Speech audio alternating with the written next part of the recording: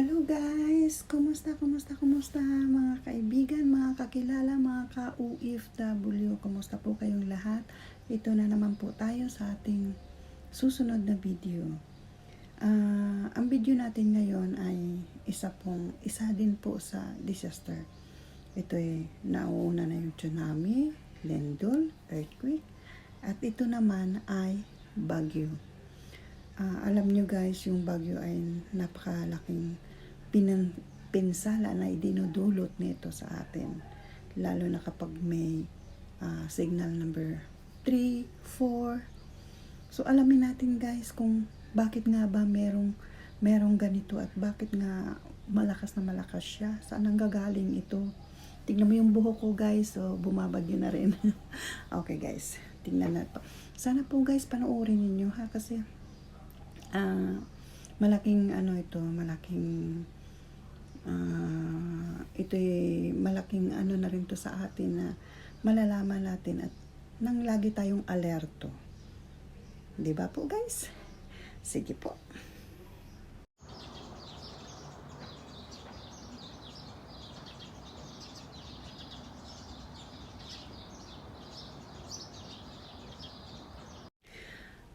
Ang bagyo mula sa Proto-Austronesian virus at English, typhoon, hurricane, storm at tropical cyclone, ay isang sistema ng klima na may nakabukas na sirkulasyon sa paligid ng isang sentro ng mababang lugar. Tumatakbo sa pamamagitan ng init na inilabas kapag umaakyat at lumalapot ang basang hangin. Natutukoy sila sa mga ibang unos, katulad ng mga mababang presyon sa polar. Sa pamamagitan ng mekanismo na nagpapatakbo sa kanila, na ginagawa silang mainit na gitna na sistema ng klima. Tinatawag din itong unos at sigwa. Ang bagyo sa Pilipinas ay nangyayari na 20 beses kada taon. May 4 na uri na bagyo depende sa bilis ng hangin niya. Signal number 1, signal number 2, signal number 3, signal number 4. Ang Pag-asa ang nagpapangalan ng bagyo sa Pilipinas at mauulit kada 4 na taon. Ang World Meteorological Organization, pandaigdigang organisasyong meteorolohikal, ang nagpapangalan sa international na pangalan ng isang bagyo. Sa Pilipinas, ang pagbabantay ng bagyo ay nakatalaga sa pangasiwaan ng panglikurang atmosperiko, geophysical at astronomiko ng Pilipinas o Pag-asa. Bagaman may mga nakatakda ng mga international na pangalan ang mga bagyong namumuo sa kanlurang Pasipiko, may sariling nakatakdang pangalan ang mga bagyo. Ang Pag-asa. May 4 na listahan na pag-asa ang nagsasalitan kada taon, na bumabalik ng unang listahan makaraan ang 4 na taon. Ang bawat listahan ay may 25 pangalan na naaayon sa makabagong alpabetikong Pilipino, maliban sa N at Nye at X, at may ekstra ang 10 nakalaan kung baka sakaling lumagpas sa 25. Baka sakaling lumagpas sa 25 ang mapinsala ang isang bagyo ang naitala sa isang iyon. Ang pangalan noon ay inaalis sa listahan iyon at pinapalitan ng bago.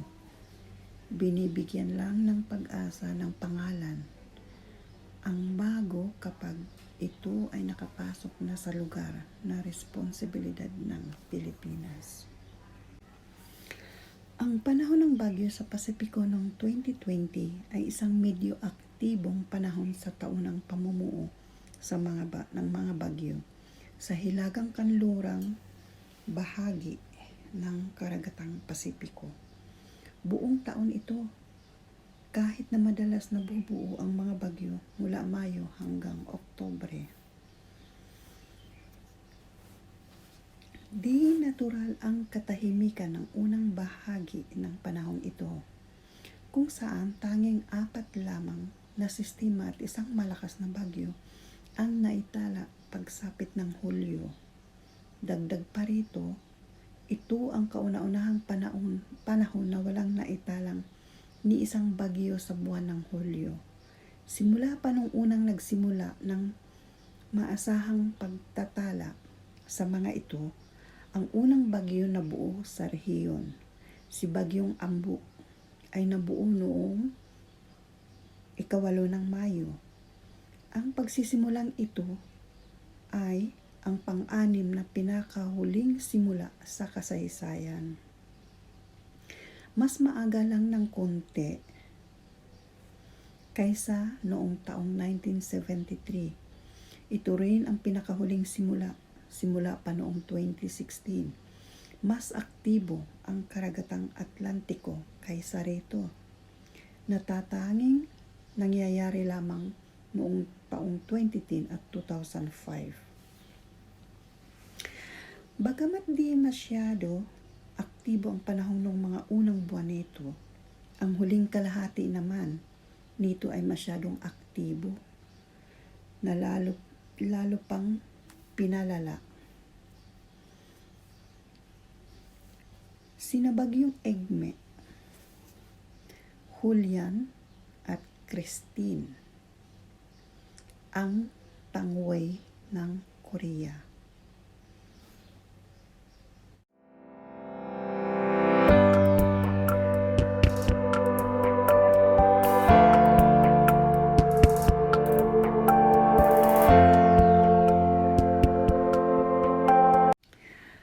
Noong buwan naman ng Oktubre hanggang Nobyembre, magkakasunod ring binagyo ang Pilipinas ng 5 bagyo.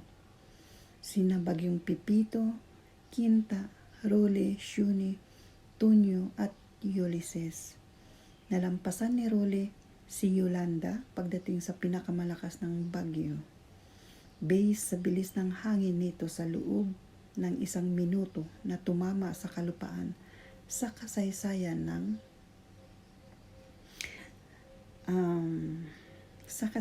ng tumama ito sa isla ng Catanduanes. Samantala, kumitil naman ng 60 katao si Ulysses at nagpabaha sa malaking bahagi ng Luzon.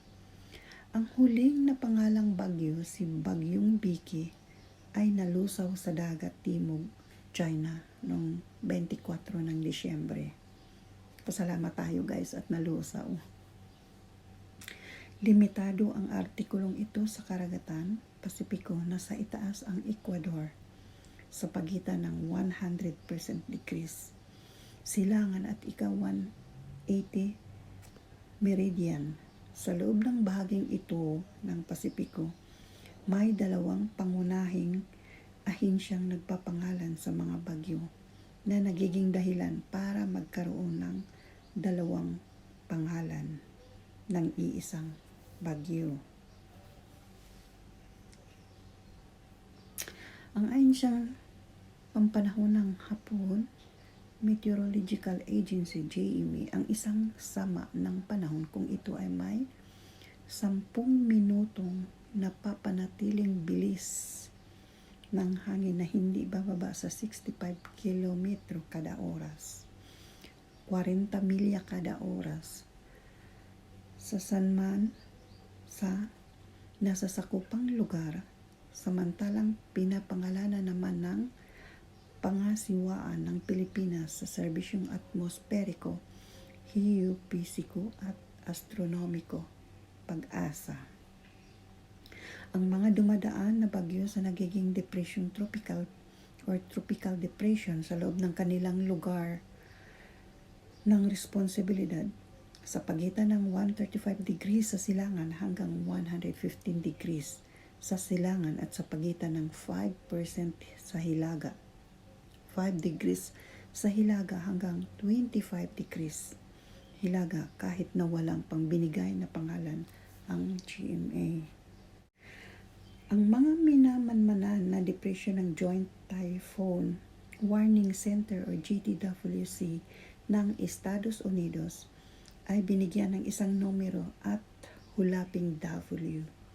Ginagamit ng artikulong ito ang pangalang binigay ng pag-asa para naman sa mga bagyong di karaniwan. Guys, meron tayong farming advisories. Pakinggan nyo po at panoorin nyo po. In areas affected by estuaries and moderate to heavy rains, be alert and extra careful to those living in low-lying areas in near mountain slopes due to possible flooding and landslides. Inspect farmhouses, items, and light belt structures and make repairs. Clean creeks, canals, and the other store. Harvest crops and elevated, well-ventilated and convert platform, whether impounding as advisable during heavy runs or future use. La Nina Advisory. Prolonged rainfall during La Nina can proliferate destructive grain-sucking bugs, leptocories, which can be abundant, can attack anytime. Be vigilant and always inspect your rice field and ask local agriculturists for advice if there are any continuous weather condition brought by La Nina. Promotes fungal development and can cause damage to stored farm products. Reduce the quality, viability, and market price of the grains. Thus, it is advised to keep barns and crop storage rooms to be in good, dry, will be ventilated condition. During La Nina, choose flood resistance, nice varieties which are suitable in your farm and as the advice and expertise of your local agriculturist.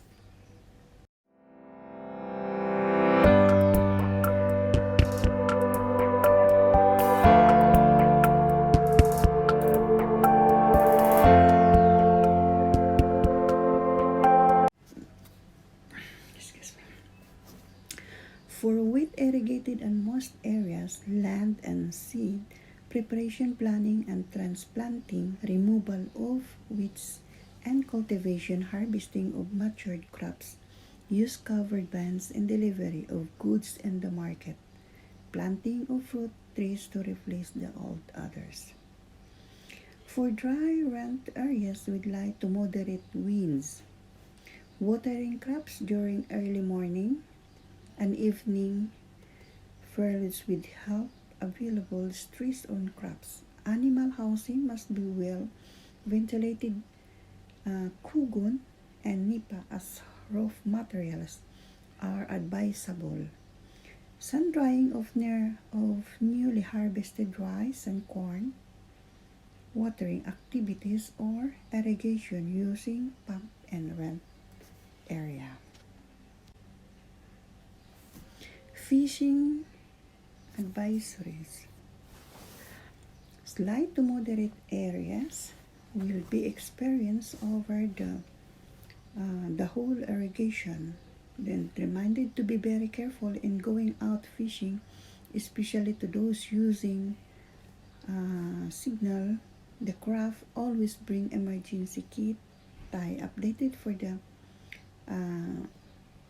Latin weather, advocate and farm advisory. Courtesy of BFER Shellfish Bulletin number 15 issued on 12 May tide alert. All types of shellfish and ascites SP or alamang gathered or part in Puerto Princesa Bay. Puerto Princesa Bay City in Palawan, coastal waters of the Dinos and Tagbilaran City in Bohol.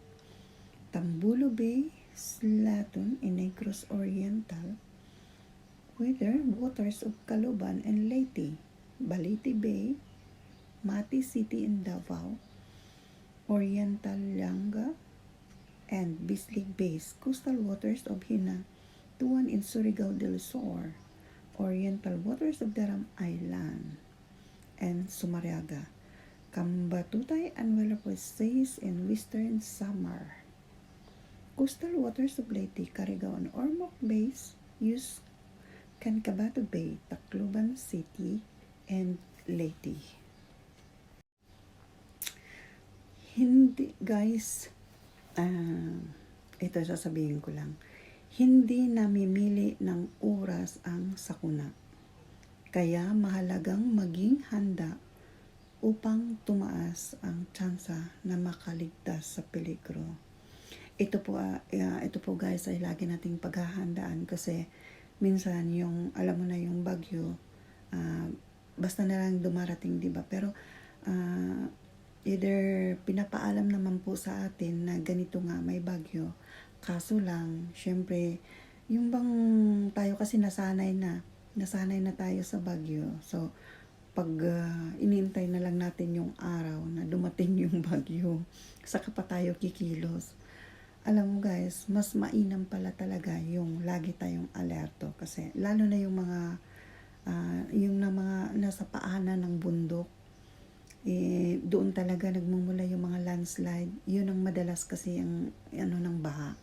Kaya doon yun talaga ang pinaka laging mag-aalerto. Guys, isa sa mga paraan upang paghandaan ng sakuna at ang pagdadala ng isang survival go bag kung saan nakasalansan ang ilang pangangailangan ng sarili at pamilya sakaling may baha, daluyong lindol at iba ang mga emergency. Mahalagang maging laman ng bag na ito ang mga sumusunod. Una, pagkaing hindi agad napapanis at malinis na tubig. 1 litrong tubig, ilang pakete ng biskwit at ilang pirasong pagkaing dilata ang pinakapraktikal na ilagay sa bag.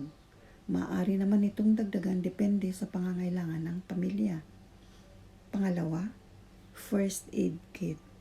Mahalagang magkaroon ng first aid kit na naglalaman ng mga bindahe, panlinis ng sugat tulad ng Providone, iodine, solution at mga gamot sakaling masugatan o magkasakit ang pamilya.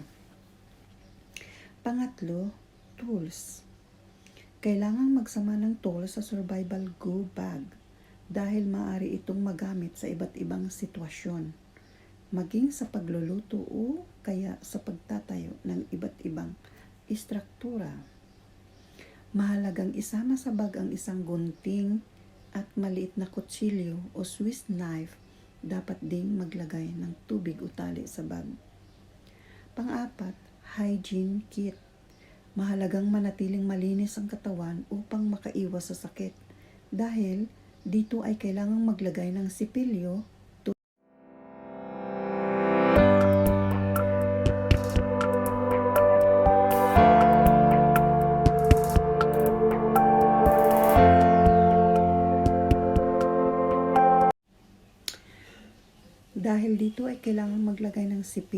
toothpaste, shampoo, sabon at issue sa bag. Panglima, pera, ID at importanteng dokumento. Siguraduhin may dala pera upang may kakayahang makabili ng mga kakailanganin sa panahon ng sakuna. Dapat ay may barya para hindi mahirap suklian sa panahon ng sakuna. Mabuti ring magkaroon ng pagkakailanlan ang bawat miyembro ng pamilya sa panahon ng sakuna. Kaya kailangang magdala ng ID at mahalagang dokumento. Ang pang-anim, power bank. Mahalagang may power bank para hindi agad maubos ang baterya ang cellphone at iba pang electronics devices na maaaring magamit upang makausap ang ibang tao. Ang pang-pito, ilaw at radyo. Maaaring maging madilim kung gabi at kapag mawala ng kuryente, kaya kailangan magdala ng flashlight at baterya, kandila at posporo. Kung may mabibiling LED torchlight, siguraduhin matingkad ang kulay nito para rin nakikita ito agad. Mainam din kung makapagdala ng radyo dahil mahalagang may mapagkukuhanan ng informasyon sa panahon ng sakuna. Minsay ito rin ang matitirang paraan upang makipag-ugnayan sa ibang tao. Kapag naisalansan na ang mga gamit na ito sa bag, ilagay ito sa isang lugar sa bahay kung saan madali itong makukuha. Maliban sa paghanda ng survival go bag, mabuti rin kung makapagplano na ang pamilya ng gagawin sakaling tumama ng ang sakuna.